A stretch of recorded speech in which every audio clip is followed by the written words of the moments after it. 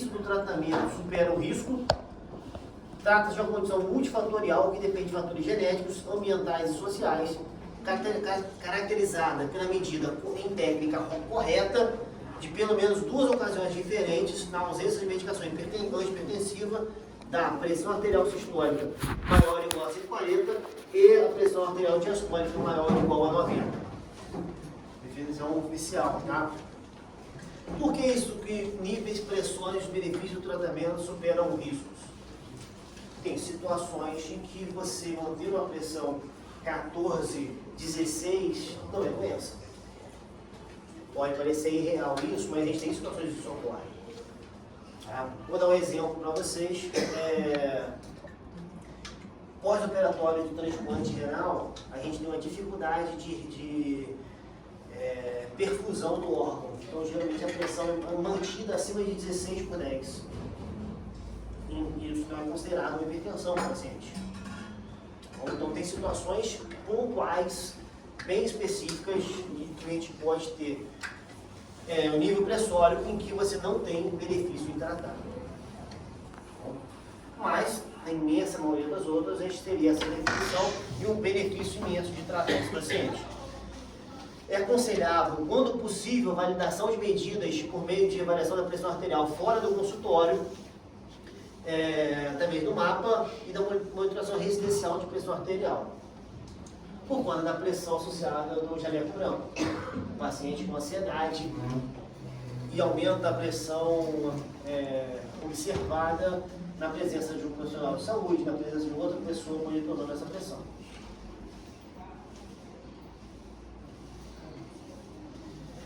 O quadro geral da hipertensão, de acordo com a OMS, tem cerca de 1,13 bilhões de pessoas no mundo com hipertensão arterial, o que dá cerca de 20% da população global. Ela é muito mais comum em homens do que em mulheres, nas faixas etárias mais jovens, porém essa diferença diminui na idade mais avançada, ou tendo uma ocorrência muito similar. Ela é um fator de risco significativo para doenças cardiovasculares, como doença cardíaca coronariana, AVC e doença renal crônica. Estima-se que mais de 7,5 milhões de mortes por ano atribuíveis de forma isolada à hipertensão arterial. A adesão do tratamento adequado à hipertensão é baixa em muitos países, especialmente países subdesenvolvidos com baixo acesso à saúde, e a gente estima ser somente 20% dos indivíduos com hipertensão controlam efetivamente a sua pressão arterial, desde com medidas medicamentosas ou não medicamentosas. Para medir a minha pressão, isso pode parecer óbvio, que eu acho que vocês já viram em laboratório isso, mas até mesmo já teve professores de vocês de internato, de ambulatório, que falaram que alunos chegam lá sem saber medir uma pressão. Então, mais que seja, eu estou falando óbvio, para algumas pessoas não é, tá? Considerações para medir a pressão: ambiente calmo, em temperatura confortável, conferir se o paciente não fumou, tomou café ou fez exercício nos últimos 30 minutos, se está com a bexiga vazia, que pode alterar a situação da pressão, repouso por pelo menos 3 a 5 minutos, 3 medidas, preferencialmente com intervalo de 1 minuto entre cada uma delas, e preferencialmente considerar a média entre a segunda e terceira medida. Para você, essa é oficialmente a melhor maneira de você preparar o paciente para medir a pressão. E na hora de medir, primeiro, determinar a circunferência do braço no ponto médio entre o acrômio e o olectono, selecionar o manguito de tamanho adequado do braço. O manguito deve cobrir de 75% a 100% do braço do meu paciente. Centralizar o meio da parte compressiva do manguito sobre a artéria braquial, porque em alguns aparelhos tem até uma setinha, acho que da artéria às vezes. E a circunferência do braço, tipo do manguito de 22 a 34, manguito adulto, 35 a 35, adulto grande. Pode parecer óbvio isso, mas aí chega no PSF, no ambulatório, aquela senhorinha que tem um braço desse tamanho e o manguito não circunda, aí tu vai com a fita crepe e passa por cima. Isso não vai dar certo. Tá? A gente faz na ausência de uma coisa melhor, mas sabe que isso aí você está medindo de maneira irregular a pressão do paciente. Boa questão de prova, hein? Oi? Boa questão de prova, né? Isso é tão importante. Não, vai ter uma questão de prova, me descrever como é que mede a pressão arterial. Isso, ótimo! bobear, a gente erra isso. Põe dois. Estimar, depois de separar o manguito, estimar o nível da pressão sistólica pela palpação do pulso radial, palpar a artéria braquial na fossa cubital e colocar a campânula ou diafragma do estetoscópio sem compressão excessiva, inflar rapidamente até ultrapassar 20 a 30 milímetros o nível estimado da pressão arterial sistêmica obtido pela palpação, proceder à deflação lentamente na velocidade de 2 milímetros de mercúrio por segundo, determinar a pressão arterial sistólica pela ausência do primeiro som e após aumentar ligeiramente a velocidade de deflação, determinar a pressão arterial diastólica no desaparecimento dos sons. Qual o nome do som? Korotkov. Korotkov. Isso aí. Então, pode colocar na prova o nome do som? Pode. É o corococó. Ao escutar cerca de 20 a 30 milímetros abaixo do último som para confirmar seu desaparecimento, depois proceder à deflação rápida e completa. Não é para deixar insuflado no braço do paciente quando você vai anotar quando pediu ou não.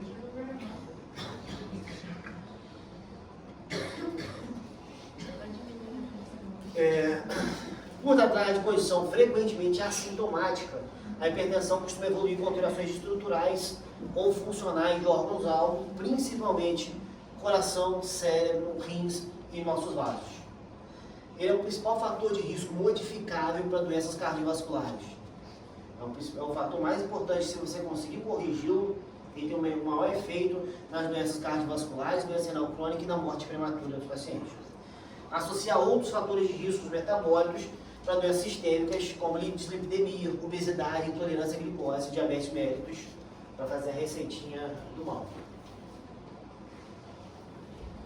A gente tem fatores de risco principais como genética, podendo influenciar a pressão arterial de 30% até 50%.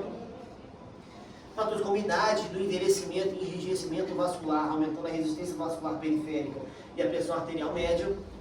O sexo, homens mais incidente de hipertensão a mais de 60 anos. A etnia, em que levo um lembrete para vocês. Não dá para se reproduzir no Brasil. Nenhum estudo de etnia. Tá bom? A gente tem diversos, a gente lê guidelines, livros americanos de hipertensão, que a droga A, B ou C tem uma incidência, tem um efeito melhor na população negra, na população parda, na população branca, nos vasodilatadores, bloqueador de canal de cálcio. Vocês já ouviram falar sobre isso? Sim. Isso são estudos americanos. Tá? Porque você tem populações negras nos Estados Unidos em que na comunidade só teve relação entre eles. Não tem miscigenação igual no Brasil. E a gente tem populações de descendentes europeus que não tiveram miscigenação nos Estados Unidos.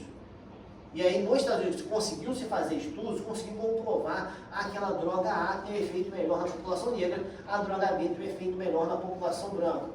O que no Brasil já teve dezenas de estudos, nenhum conseguiu comprovar isso. Eu posso ter uma pele muito mais branca do que aquela outra pessoa que tem a pele extremamente negra, e às vezes eu ter por miscigenação um gene que faz que minhas artérias sejam mais enrijecidas, uma maior resistência vascular periférica, e aquela outra pessoa da pele negra tem um gene que não tenha uma expressão de hipertensão arterial. Então, toda fórmula, a gente tem algumas fórmulas de calculadora médica para corrigir dose, para corrigir cálculos de função renal em algumas formas. População parda, população negra. No Brasil isso não dá para você considerar.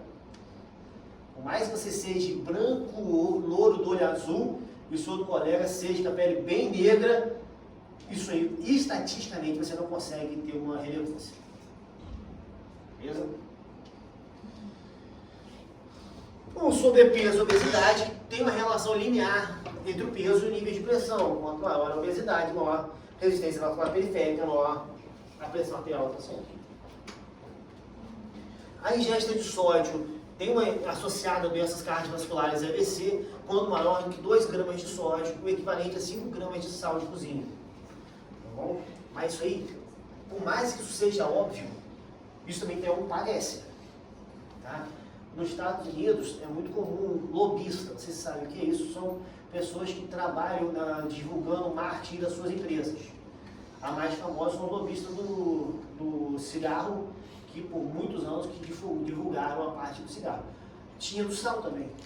O Instituto do Sal dos Estados Unidos tinha estudos muito melhores comprovando o benefício do sal do que os estudos da Associação Médica Americana comprovando o malefício.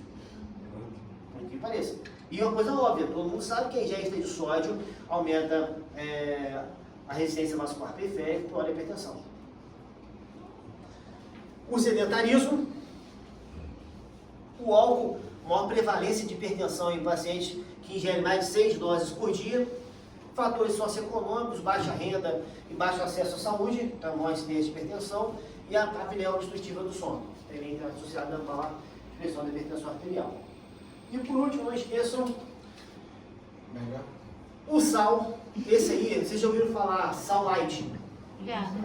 O que é o sal light? Esse aí, por exemplo, tem 50% do sódio, então essa conta seria um pouquinho diferente, tá bom? O problema é que muitos pacientes trocam o sal por sal light sem saber o que tem. Aqui o cloreto de sódio é parcialmente trocado pelo iodeto de potássio. O que em indivíduo com hipertensão arterial sistêmica é benéfico? Num paciente com doença renal crônica? Não. Eu já tive muito paciente hipertenso com doença renal crônica que foi orientado por um nutricionista a trocar por sal light e o potássio subiu muito, teve que internar, tratar a hiperpotassemia. E aquele sal do Mossoró, aquele sal Não tem nenhuma diferença. É caro, mais caro só. Eles cobram pelo corante que colocam, no sal rosa. Não, o do Mossoró é branco. O do Mossoró é transparente. Tudo cloreto de sódio. Se tiver cloreto de sódio, é a mesma coisa. O que eles modificam é a concentração, trocam por outros sais, principalmente o iodeto de potássio. Tá? Mas o restante é tudo variação do cloreto de sódio. Eles mudam a gramatura do sal para depender do uso, e aí se torna ele mais caro. Mas se não tiver mudança de composição, é tudo a mesma coisa, cloreto de sódio. Só, vamos lá. A pressão arterial é regulada por uma complexa interação de vários mecanismos. Dos 4 principais, 2 possuem direta relação com o rim, que é o sistema renina, angiotensina, aldosterona, e a regulação renal, além do sistema nervoso simpático e o nosso sistema baroreceptor, que são a resposta neuronal à variação da pressão. O sistema nervoso simpático desempenha através da liberação de neurotransmissores como adrenalina e noradrenalina, promovendo constricção de vaso sanguíneo. Em situações de estresse ou necessidade de aumento da pressão arterial, nosso sistema nervoso simpático é ativado, aumentando a frequência cardíaca, a força de contração do coração, a vasoconstricção periférica, resultando no aumento da pressão arterial. Beleza? A gente tem doenças que cursam com desordem nesse sistema nervoso simpático. Vou mostrar para vocês mais à frente. Já os baroreceptores são sensores de pressão localizados em certas artérias do nosso corpo, como carótida e aorta, detectando mudanças na pressão arterial, enviando sinais ao sistema nervoso simpático para regular a pressão.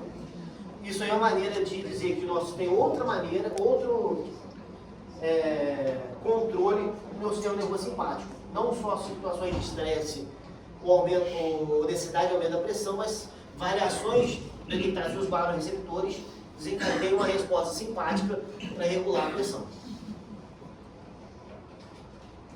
Os rins, a regulação renal propriamente dita, é através do controle de volumes de fluidos e eletrólitos do nosso organismo, na qual a filtração glomerular ela é regulada pela pressão arterial.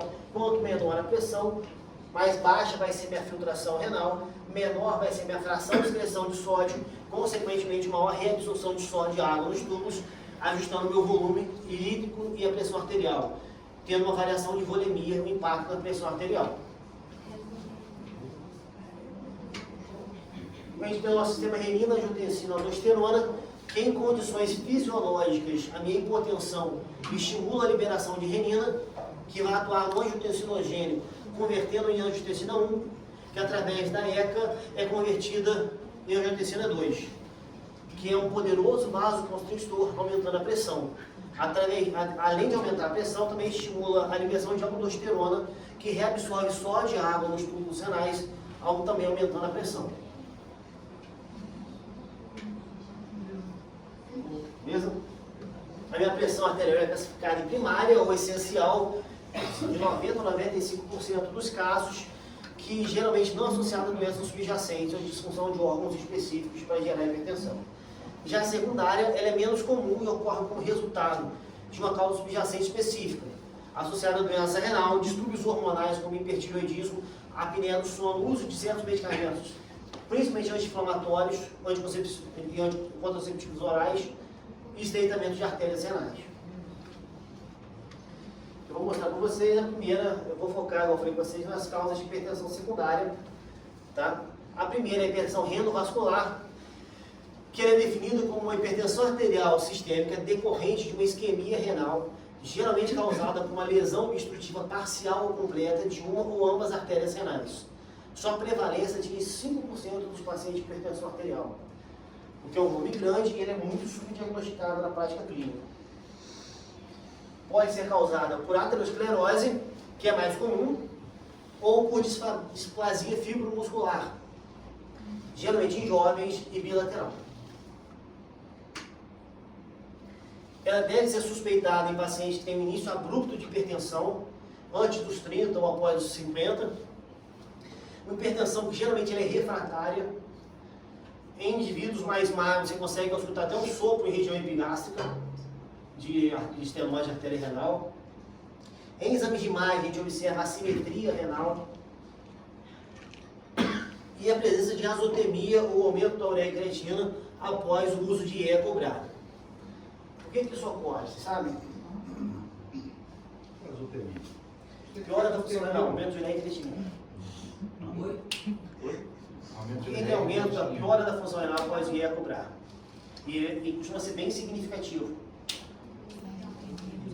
Bom, o que acontece? A gente tem diversas doenças em que o mecanismo de lesão é a pressão alta no glomero. Esse é o mecanismo de lesão da doença. Entre elas, a gente tem hipertensão, diabetes, algumas glomerulonefrites, que cursam que o mecanismo de lesão é a pressão alta.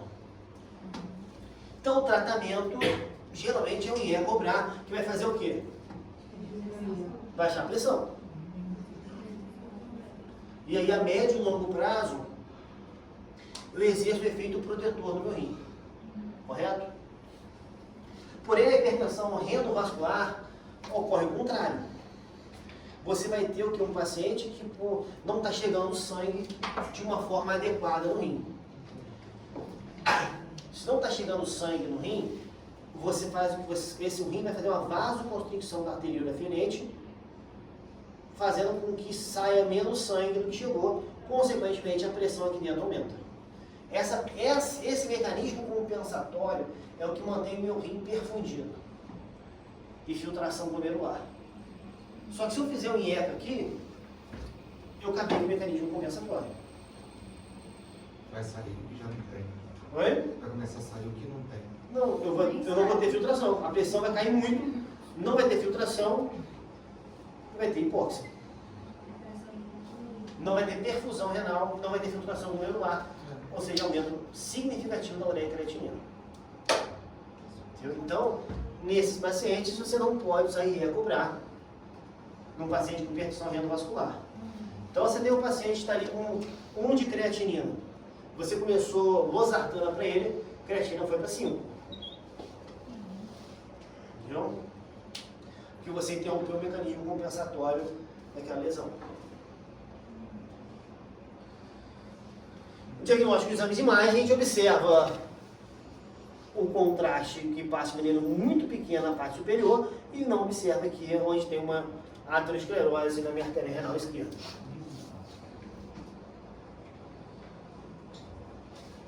O tratamento medicamentoso, antihipertensivo, evitando ir cobrar. Dilatação da estenose da artéria renal com ou sem implante de stent no vaso cometido é similar a um tratamento do infarto. Você vai lá, faz uma angioplastia, um stent, mantém a perfusão. A abordagem cirúrgica de revascularização hoje em dia é cada vez menos utilizada. Beleza? Agora, causas mais incomuns que poucos já devem ter ouvido falar. Primeiro, felcromocitoma. Alguém já ouviu falar sobre isso? Já. Então tá melhor. Aí essas incomuns aí, você vai Essa pedir já na é prova? Oi? Essas incomuns você vai pedir na prova? Na verdade, eu só não vou pedir a hipertensão arterial sistêmica. Mas por que isso não é incomum, professor? Isso não é comum. Porque elas são Ah, causas é secundárias de hipertensão. O que é o felcromocitoma? São os tumores de células argentafins que se localizam na medula adrenal, chamadas de felcromocitomas, ou regiões extra-adrenais, chamadas de paragangliomas. O que esses tumores fazem? Produzem catecolaminas de uma forma excessiva. E se associam a um quadro de hipertensão paroxística, 30% dos casos, ou sustentada de 50% a 60%. É aquela hipertensão do paciente que está com a pressão 12/8, e daqui a meia hora a pressão dele vai a 25/10. E daqui a 40 minutos cai para 12/8 de novo. Variações muito grandes de pressão, e por ser produção excessiva e desorientada de catecolaminas, qualquer estresse físico ou emocional pode jogar a pressão lá em cima. O diagnóstico deve ser suspeitado nesse paciente como um quadro de urgência hipertensiva significativa em doentes sem hipertensão prévia. O doente nunca teve pressão alta e do nada ele dá entrada na emergência com a pressão a 30. 30/15 de pressão. A confirmação se dá pela dosagem sérica de catecolaminas e metanefrinas séricas e urinárias, que são metabólicos das catecolaminas, são mais fáceis de dosar do que a adrenalina e noradrenalina. E pelo exame de imagem, que é tomografia com contraste ou ressonância, para você identificar a lesão na suprarrenal. O primeiro problema está aqui. Você faz o diagnóstico, às vezes na tomografia com contraste e ressonância, você não consegue observar. Porque às vezes o módulo ou o tumor é pequeno demais. E a catecolamina e as metanefrinas urinárias séricas só vão estar altas durante o pico de pressão. Quando a pressão está 12/8, está normal. Então esse paciente, quando ele dá entrada, às vezes, na emergência com a pressão 30/15, você tem que correr para colher a urina dele e correr o exame de sangue, porque às vezes muita gente não faz. Então você perde o diagnóstico, por quê? Porque quando você vai colher com o doente estável, está normal. Quando ele está instável, você acaba não tendo prioridade de coletar o exame. A gente tem a dificuldade de fazer o diagnóstico da situação. No tratamento clínico, medicamentoso, pré-operatório ou crônico, a gente usa alfa-bloqueador com prazosina e doxazosina, combinados ou não com IECA, bloqueador de canal de cálcio e beta-bloqueador. Como é o efeito de catecolaminas, você vai ter estímulo alfa e estímulo beta. Você vai ter o felcromocitoma, por exemplo, fazendo estímulo alfa e estímulo beta. Vasoconstrição e frequência cardíaca. Aumentando a vasoconstrição, aumentando a frequência cardíaca. Só que acontece, se você fizer um beta-bloqueador para esse paciente, carvedilol, propanolol para esse paciente, o que vai acontecer? Eu vou bloquear só isso aqui, né? Então todo o estímulo vai para onde? Para o alfa. Então aquela pressão que ia 25 vai a 32. Então se você fizer um beta-bloqueador desse paciente, a pressão vai subir muito. E você vai direcionar o estímulo todo para o efeito alfa. Então o tratamento geralmente é fazer um alfa-bloqueador durante uma semana, 2, depois iniciar um beta-bloqueador por mais uma semana, e aí depois você fazer o quê? Operar. Imagina você fazer a cirurgia de um paciente desse, tirar um tumor desse. Quando você corta a pressão doente 12/8, quando você fizer a primeira incisão cirúrgica, a pressão vai a 30, o doente tem uma crise compulsiva, faz um AVC hemorrágico na sala. É comum. O problema da doença é tipo assim, você dá um trabalho absurdo, não para o cirurgião. O cirurgião é só pegar e abrir, para o anestesista. Que a pressão do cara entra 12, vai a 30, cai para 12, vai a 25, vai para 12. Então, geralmente, durante a cirurgia, a gente faz um nitroprusiato de sódio e antiarrítmicos venosos durante a cirurgia. Geralmente, a gente tem que fazer um alfa-bloqueador por uma semana, um beta-bloqueador por mais uma semana, fazer vasodilatadores significativos para depois o doente operar. Então, operar esse paciente, cara, fez o diagnóstico.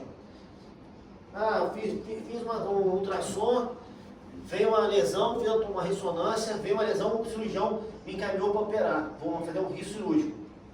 A cirurgia vai demorar 1 mês ou 2 para você fazer isso. Que você tem que fazer um preparo alfa, preparo beta, uma consulta pré-anestésica, pré-cirúrgica anestésica muito bem feita e um preparo intracirúrgico de como é que vai ser utilizado esse paciente. Então a técnica cirúrgica é relativamente muito simples. É tirar um nódulozinho de 2, 3 centímetros da suprarrenal, que tem cirurgia simples, mas o pré e o pós-operatório é muito difícil. O grande chance desse doente morrer durante a cirurgia é grande. Beleza? Seguindo, a gente tem o hiperaldo primário. O que é isso? São um grupo de doenças na qual a produção de aldosterona está aumentada de uma forma relativamente autônoma em relação ao sistema renina-angiotensina. Ou seja, são doenças que aumentam a aldosterona sérica sem ter um estímulo do sistema renina-angiotensina. São representadas principalmente pela hiperplasia bilateral de adrenal ou adenoma unilateral produtor de aldosterona. Somente são tumores de suprarrenal. Você não tá respirando, né? Foi? É porque ele quer me dar Ele não tá respirando, não. Gente, desculpa. Ó, sinais e sintomas que a gente vai ter nesse paciente. Pela hiperaldosteronemia, você vai ter hipernatremia, hipovolemia e alcalose metabólica com hipopotassemia, por conta da desordem, do excesso do efeito da aldosterona no tubo contornado distal do coletor. Ele vai estar mais desidratado, com hipernatrêmico e com alcalose metabólica de potássio baixo. Consequentemente, sintomas de hipopotassemia. No diagnóstico, ele é suspeito do paciente com hipertensão arterial e potássio baixo. Tá? Isso aí geralmente vai ter, não necessariamente na minha prova, mas provas de concurso, de residência, é um caso clínico do indivíduo com hipertensão arterial e exames laboratoriais tem um potássio baixo, sem ter uma causa de náusea, vômito aparente para isso. A gente já faz suspeito dosando a aldosterona plasmática com atividade de renina plasmática. Geralmente vai ter uma aldosterona alta com a renina suprimida. O critério diagnóstico é a aldosterona plasmática acima de 15 e uma relação aldosterona-renina maior do que 20. Ou seja, a aldosterona é mais alta do que a renina plasmática. O tratamento é a remoção cirúrgica, que é relativamente simples, e a gente pode suprimir a aldosterona com espironolactona. Finalizando na hipertensão arterial, a gente tem as medidas não medicamentosas, que são medidas comportamentais, que são diminuir o fator de risco e evolução da doença hipertensiva. Atividades com perda de peso, realização de atividade física, dieta, interrupção do tabagismo, do alcoolismo, tem uma relação muito efetiva no controle da hipertensão. O tratamento medicamentoso, não vou citar aqui, você já viu isso em clínica médica. Conclusão, atentar sempre para as medidas corretas de mensuração da hipertensão arterial, para diagnosticar de uma maneira correta a hipertensão. Beleza? Alguma dúvida?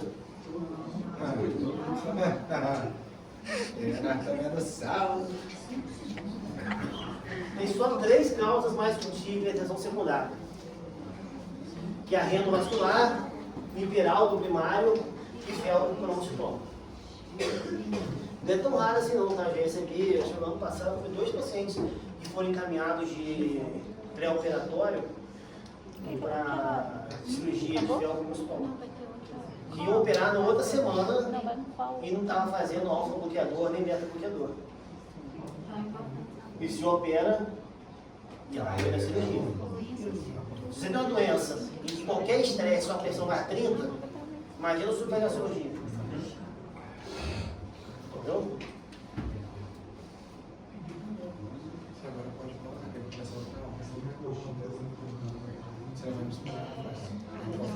E o último assunto são doenças tubulo-intersticiais renais. É o último assunto da prova, né? Isso aí. Sério? Acabou? Se você quiser, Não. posso botar mais assunto na frente? Não. Creio em Deus Pai. A gente tem esse mesmo. Não, deixa eles pra lá, escuta não. Pessoal, só lembrando a título de anatomia, a gente tem nosso néfron como nosso glomérulo, como a região que a gente mais estuda as patologias, mas está de longe de ser a única estrutura renal. A gente tem na região intersticial e tubular uma gama de doenças específicas nessa região. A outra.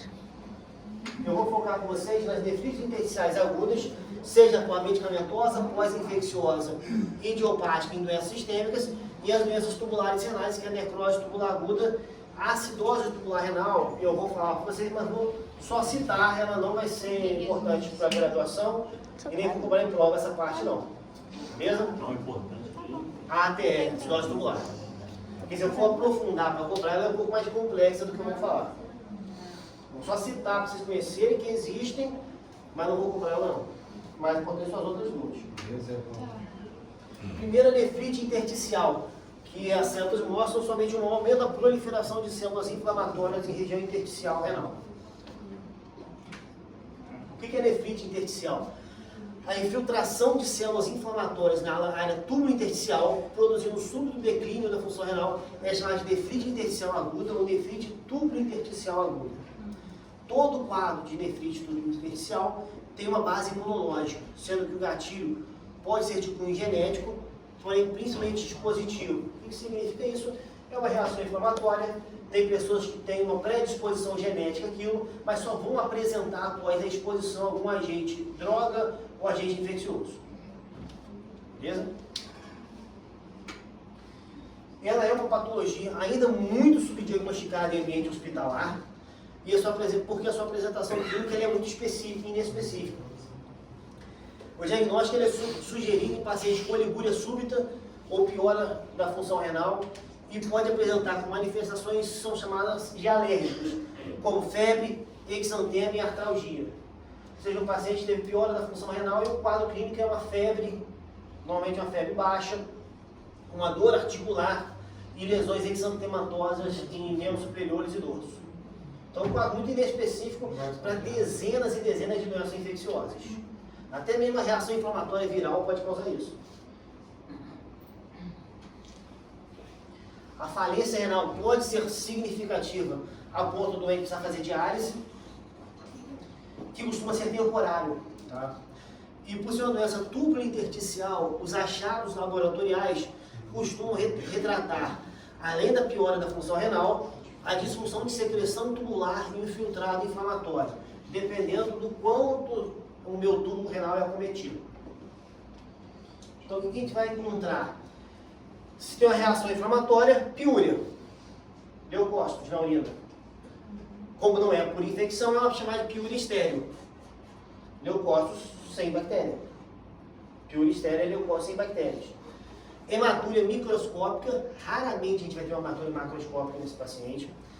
E como é uma reação inflamatória mediada por IgE, por isso que ela tem esses sintomas de artralgia, exantema e febre, também vai ter a apresentação de eosinófilos. Por isso que ela é similar a uma reação alérgica. Não é uma alergia, tá? Ela apresenta uma reação inflamatória similar a um quadro alérgico. Por isso você tem presença de eosinófilos, uma eosinofilia sérica e um aumento de eosinófilos na urina. E a gente pode ter alterações da disfunção tubular proximal, como da disfunção tubular distal.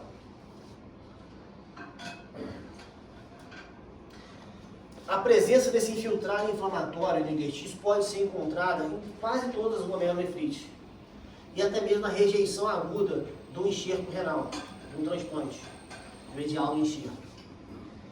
Porém, a forma primária de nefrite intersticial é classificada em 4 grupos, que é o que eu vou colocar com vocês. Que é a forma primária por uso de fármacos, infecção idiopática ou secundária a doenças sistêmicas. Então, quando eu falo em nefrite intersticial, eu tenho glomerulonefrite, vai ter nefrite intersticial também. Eu tenho a rejeição, vai ter nefrite intersticial também. Só que secundário à minha rejeição, secundária à lesão glomerular. É uma lesão inflamatória que se estendeu do glomérulo interstício. Aqui não, a lesão inflamatória iniciou no interstício, ou no túbulo renal.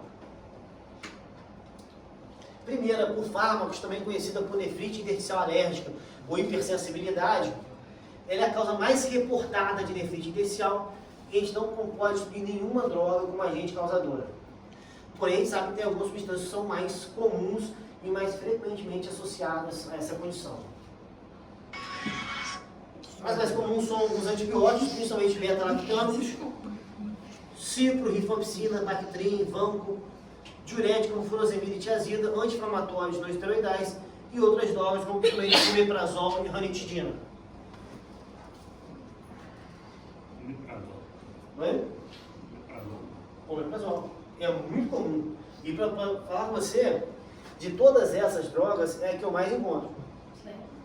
Por quê? O mais comum é o anti-inflamatório. Mas por que eu vejo mais omeprazol? Porque se for hoje na UTI, no hospital, paciente internado, não é todo mundo que vai estar usando antibiótico. Não é todo mundo que vai estar usando anti-inflamatório. Praticamente quase ninguém usa anti-inflamatório no hospital. Diurético não é todo mundo. Mas quase todo mundo no hospital está usando o quê? Omeprazol. Então, no último ano, tive 3 casos de nefrite intersticial na UTI por omeprazol. A gente nunca deu diagnóstico e melhorou significativamente após a suspensão do omeprazol. O tratamento, a suspensão da droga se torna eficaz para recuperar as lesões intersticiais e piora da função renal. Porém, pode se tornar difícil no quadro de administração de múltiplas medicações. O cara usando 2, 3 antibióticos e dezenas de outras drogas, é difícil saber qual que é. A gente vai pelas mais prováveis e suspende o que pode. Porque, por exemplo, você não vai conseguir suspender uma cefalosporina de terceira num paciente com pneumonia, que está tendo melhora clínica. Entendeu? Então, acaba tendo que usar por tempo mais. Mantendo a função renal em valores elevados, mesmo depois da suspensão das drogas, a gente deve investigar outras causas de insuficiência renal aguda, como glomerulonefrite, através da biópsia renal. E mesmo assim, se confirmar nefrite intersticial, ou doente não tiver melhora após a suspensão da droga, a gente pode iniciar o corticoide. Ou doente que você não pode tirar a droga. Mesmo com a pneumonia, eu tenho grande suspeita devido ao antibiótico, mas eu não posso suspender. E aí a gente pode iniciar um corticoide para diminuir a reação inflamatória. A nefrite intersticial por infecção. É ainda mais difícil de estabelecer o diagnóstico da lesão reativa a infecções, porque os quadros infecciosos demandam, às vezes, o uso de diversos medicamentos no seu tratamento. Aí tem um paciente com pneumonia, pelo micoplasma ou por legionela, e eu não sei se é a legionela ou se são os antibióticos que eu estou fazendo para o meu paciente e outros medicamentos na sua prescrição que estão causando a doença. Para outras bactérias como o streptococo, legionela, micoplasma, doenças virais como a mononucleose já foram descritas como causadora primária de nefrite intersticial. A causa mais comum de nefrite intersticial associada à infecção é a lesão tubular direta da leptospirose. O que a leptospirose faz? Ela, a leptospira, produz uma toxina que diminui a reabsorção do potássio no tubo contornado proximal e induz a secreção de sódio, água e bicarbonatato no tubo contornado distal. Essa reação inflamatória dela é muito específica nessa região. Com isso, o que acontece? Se o doente está diminuindo a reabsorção de potássio e aumentando a secreção de sódio e água, esse paciente, mesmo quando evolui para a insuficiência renal aguda, mantém a diurese normal e o potássio baixo.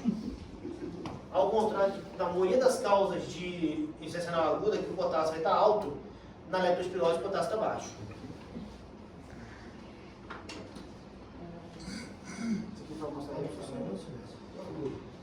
O tratamento da nefrite intersticial por infecção, geralmente a erradicação do quadro não é suficiente para a recuperação da função renal.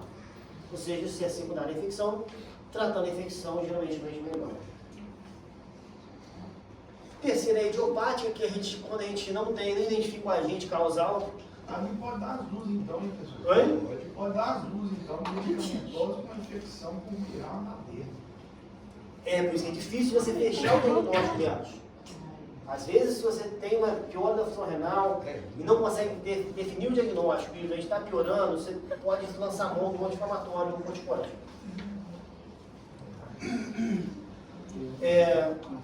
A forma idiopática é relacionada à uveíte, tá? Ou doença que cursa com uveíte, e responde muito bem ao tratamento, que é o corticoide. E por doenças sistêmicas, a gente tem diversas doenças como sarcoidose, Sjögren, doença granulomatose como Wegener e Stern-Strauss, que também pode cursar com algum grau de nefrite tubulointersticial aguda primária renal. E também inflamação renal por células neoplásicas, também é comum uma nefrite intersticial aguda em paciente com leucemia. E assim como as demais causas, o tratamento envolve tratar a causa primária. E segundo, as doenças tubulares renais. São doenças não necessariamente inflamatórias, mas comprometem toda a extensão do túbulo renal. A primeira é a necrose tubular aguda, que pode parecer como uma doença extremamente comum e importante. É a lesão renal decorrente da lesão tubular. As causas mais comuns são hipotensão, que levam a hipoperfusão renal e também o uso de drogas nefrotóxicas. E suspeita do diagnóstico quando ocorre uremia, ou seja, piora da função renal, com sintoma clínico, após um quadro de hipotensão, sepse grave ou exposição a drogas. Como é que funciona o meu paciente? Você tem na vascularização renal, o local que tem a menor vascularização é o meu túbulo proximal. Então, situações em que eu tenho hipoperfusão, quem vai sofrer primeiro? O local que tem pior vascularização. Então, o túbulo proximal é onde sofre primeiro variações de perfusão. Então, o paciente com sepse, choque séptico, grandes sangramentos, hipotensão prolongada, quem vai sofrer primeiro, sofrer isquemia é aqui. Além disso, o primeiro local que tem contato com substâncias nefrotóxicas após ser filtrado, também é o meu túbulo proximal. Então, ele sofre lesões de isquemia e lesão nefrotóxica. Vai fazer o quê? Com que essas células do epitélio tubular morram, causando necrose tubular aguda. Essas células morrem e o que acontece com essas células? Obstrui. Quando obstrui o meu nervo, meu túbulo, a pressão aqui aumenta e não tem filtração glomerular mais. Aonde vocês já tiveram a oportunidade de olhar um coletor de urina no hospital? Numa UTI? A urina era clarinha ou era mais escura? Escura, amarronzada. Isso aí não é pus, não é secreção, não é infecção. São células do epitélio tubular. Células mortas que caem na urina. Quando está com grumos também? Oi? Quando está com aqueles grumos também? Aqueles grumos são isso. Grumo, pode ter grumos por pus, tá? Mas na imensa maioria do doente, com sepsis, com choque séptico, aquilo não é pus. Aquilo são células de epitélio granular. Tá? Que descamam, se agrumam e saem na urina. E se a descamação for muito significativa, pode obstruir o meu tubo. Se for muito significativa essa morte, pode fazer obstrução tubular. E aí o doente para de urinar. Bom, então, como é que eu evito isso aqui? Eu vou melhorar a perfusão, usar menos drogas nefrotóxicas, se possível, e tratando o paciente. Uma vez que ele está obstruído, completamente o rim, adianta ele tratar? Uma vez que ele está completamente obstruído, adianta fazer diurético? Não. Agora imagine um paciente que está 50% dos meus néfrons daquela maneira ali. Tá? E 50% está normal, não está obstruído. Se você fizer Lasix para o meu paciente, e vai ter efeito em qual nervo? Normal. Correto? Aí você pegou um paciente em que ele está evoluindo para isquemia, por hipoperfusão. Quando você força a aumentar a diurese, o que vai acontecer com a perfusão? Vai diminuir mais. Correto? Então, quando você usa o furosemida, você acelera a evolução disso aqui.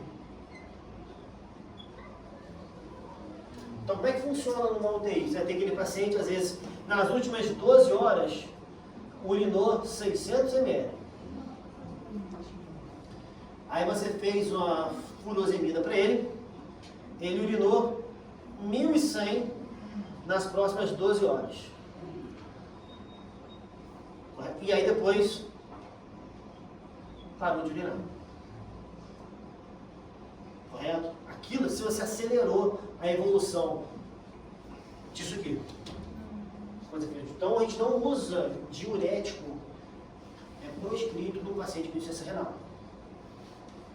Para forçar o doente a urinar, a abrir o rim, não existe esses termos. Termos comuns que o pessoal usa em UTI, em enfermaria, mas isso aí vai acelerar a evolução do rim normal para uma obstrução por necrose tubular aguda. Beleza? Oi?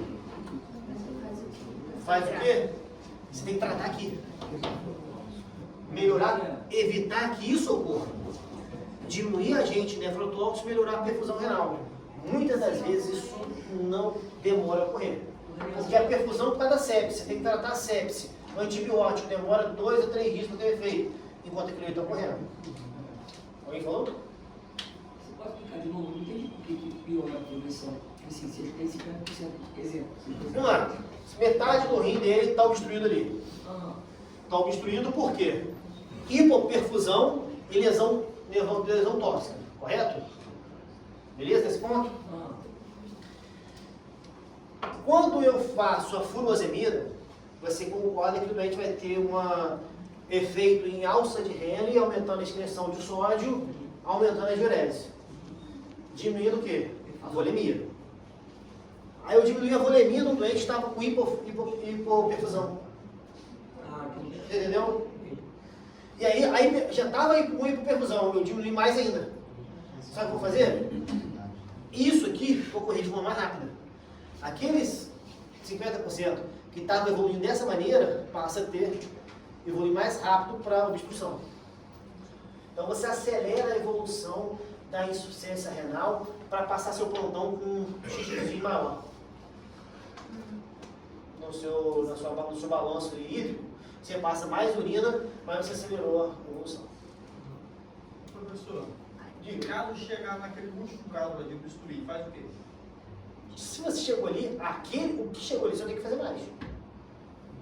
O que? Diálise? A evolução final da Não. diálise. Isso aqui melhora sozinho. Ah, Precisa de quê? Parar de ocorrer isso aqui. ah. Sim, mas se não parar de Enquanto não para de ocorrer, vai obstruindo. Então, como é que você vai fazer parar de ter morte daqui? Tratar a sepse e manter o doente oxigenado e perfundido. Usar menos drogas nefrotóxicas, oxigenado e perfundido. E aí vai parar isso aqui. Aí o doente terminou o tratamento da pneumonia, eu suspendi o antibiótico, a pressão dele está normal, está sem uma adrenalina, parou de ter isso aqui. Parou de ter isso aqui, e isso aqui vai sobreexperimentar a passagem do tempo. Então, uma vez obstruído ali, uma vez o doente evolui para aquela urina escura, coletor de urina, para de urinar. Diálise até você interromper o mecanismo. Beleza? Mas, claro, que se você manter um quadro de sepsis por muito tempo, essa hipoperfusão pode evoluir com fibrose glomerular e perda do meu rim, tá? Mas de uma maneira mais comum, isso aqui é autolimitado, uma vez que você trata a isquemia e a nefrotoxicidade. E por último, a acidose tubular renal. O que é a acidose tubular renal? Como eu falei com vocês, esse aqui, eu não vou entrar muito a fundo, eu vou só citar os tipos para vocês conhecerem a doença, mas não vou cobrar ela na prova, não. Que maravilhoso. Obrigada, Jesus. A acidose tubular renal, pessoal, compreende distúrbios de acidose e de eletrólitos decorrentes, primeiro, do prejuízo da secreção de íons de hidrogênio, que é a tipo 1, prejuízo da reabsorção de bicarbonato, que é a tipo 2, por produção ou resposta anormal à aldosterona. São 3 mecanismos diferentes que vão desenvolver uma acidose sistêmica e distúrbio de eletrólitos por alterações de diferentes partes do meu néfron. Não existe a tipo 3, tá? A tipo 3 eram terminações antigas que foi tirada, em vez de criar uma nova classificação, só tirou a tipo 3. Em geral, a hipercloремia e com frequência ocorrem distúrbios secundários de outros eletrólitos, principalmente potássio e cálcio. Então você vai ter diversos locais do meu néfron em que você vai ter acometimento de reabsorção e excreção tubular, levando desde a acidose e até mesmo distúrbio de reabsorção de eletrólitos. Primeira, tipo 1, que é a acidose renal tipo 1, é o impedimento da secreção de hidrogênio no túbulo distal, resultando em um pH urinário persistentemente elevado, porque não está eliminando hidrogênio, então o pH fica mais alto, e uma acidose sistêmica. Como não está eliminando H+, no rim, o bicarbonato ele é consumido e geralmente o bicarbonato plasmático é menor do que 15. Geralmente ocorre hipopotassemia, hipercalciúria e diminuição da excreção de citrato. Isso eu não vou chegar muito afim, mas pelo cotransporte de potássio e cálcio no meu túbulo distal. Nefrocalcinose e nefrolitise são complicações possíveis de hipercalciúria e hipocitratura, caso a urina seja relativamente alcalina pela secreção deficiente de potássio. Não vou botar isso, é só para vocês verem que uma reabsorção tubular de uma secreção de potássio, de H+, implica em toda uma cascata de reabsorção e secreção de eletrólitos. Vou botar lá pronto para vocês completarem. Pode pôr, vai. Complete a fotinha. Algumas condições e doenças podem ser causa de ATR tipo 1, como o transplante, Sjögren, rim medular esponjoso, que é uma doença mais rara, obstrução renal crônica, drogas como o meio lítio, cirrose hepática e até mesmo anemia falciforme já está associada ao ATR tipo 1. Já tipo 2, que é um prejuízo de reabsorção de bicarbonato no túbulo proximal, causando pH urinário maior do que 7 e com a depressão do estoque de bicarbonato o pH fica menor do que 5. Ou seja, começa a ter a desordem no túbulo proximal, começa a perder bicarbonato, o pH fica alcalino, e aí depois, quando você acaba todo o seu estoque de bicarbonato, o pH volta ao normal. Não tem bicarbonato para você perder mais. Essa síndrome de perda de bicarbonato pode ocorrer, que é o mais comum, o mais descrito, uma disfunção generalizada dos túbulos proximais, fazendo um defeito de reabsorção de várias substâncias, como glicose, ácido úrico, fosfato, aminoácido, citrato, cálcio, potássio e proteínas, levando principalmente crianças em atraso de desenvolvimento, de crescimento e desenvolvimento neurológico. A chamada de síndrome de Fanconi. É diferente de anemia de Fanconi, tá? Essa síndrome de Fanconi gera geralmente ATR tipo 2. Isso normalmente só mostrando que uma pequena desordem de bicarbonato pode gerar toda uma cascata de secreção de proteínas e absorção tubular. Só uma coisa. Já o tipo 4 resulta na deficiência de aldosterona ou ausência da resposta do túbulo distal à aldosterona. Em razão da aldosterona desencadear a reabsorção de sódio em troca por potássio e H+, ocorre a redução da excreção de potássio, causando hiperpotassemia e diminuição da excreção de ácidos no rim. O pH geralmente é apropriado, pH sérico, o pH normal ordinário menor que 5, e o bicarbonato geralmente está maior do que 17. Ou seja, você vai ter uma pequena alteração da aldosterona na troca de sódio por potássio e H+, mas não é tão significativo em comparação com as outras. É a causa mais comum de todas elas. Tá? Tipicamente, ele dá em modo esporádico, secundária à alteração do eixo renina-aldosterona no túbulo renal.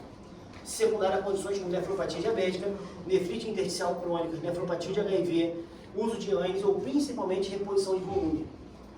Eu vejo muito até tipo 4 em paciente que faz hidratação de uma forma exacerbada, pós-trauma, pós-acidentes. Eu já vi algumas crianças que dão entrada em UPA com desidratação, com diarreia. O pessoal faz um cálculo errado de hidratação infantil, que é difícil fazer cálculos de hidratação infantil, acaba hidratando excessivamente a criança. Essa hiperidratação momentaneamente pode suprimir o eixo renina-angiotensina-aldosterona, causando um hipoaldosteronismo e, consequentemente, uma acidose tubular renal. Tem uma acidose metabólica, que geralmente demanda tratamentos simples. O diagnóstico da TR geralmente através do pH urinário maior do que 5 durante a acidose sistêmica.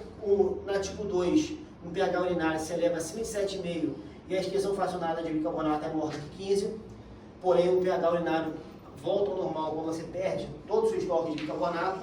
E a tipo 4, a gente mede as concentrações plasmáticas de renina e aldosterona após a aplicação do estímulo. O tratamento da tipo 1 é administrar bicarbonato ou citrato de sódio, que é convertido em bicarbonato no organismo. Na tipo 2 é administrar bicarbonato e, se necessário, potássio, hidrocloro e tiazida. E no tipo 4 trata a hiperpotassemia com diurético de alça e restrição de dieta somente, porque ela é autolimitada. Então são as diferenças das 1, 2 e 4. E só isso. A tipo 2 pode parecer incomum, mas recentemente teve causa na enfermaria de pediatria lá do hospital. Uma criança estava na UTI com uma acidose metabólica, estava fazendo a reposição com bicarbonato e não melhorava. E aí o que a gente fez? A gente colheu a urina dela antes, colheu a urina da paciente, fizemos a reposição agressiva de bicarbonato e meia hora depois colhemos a urina.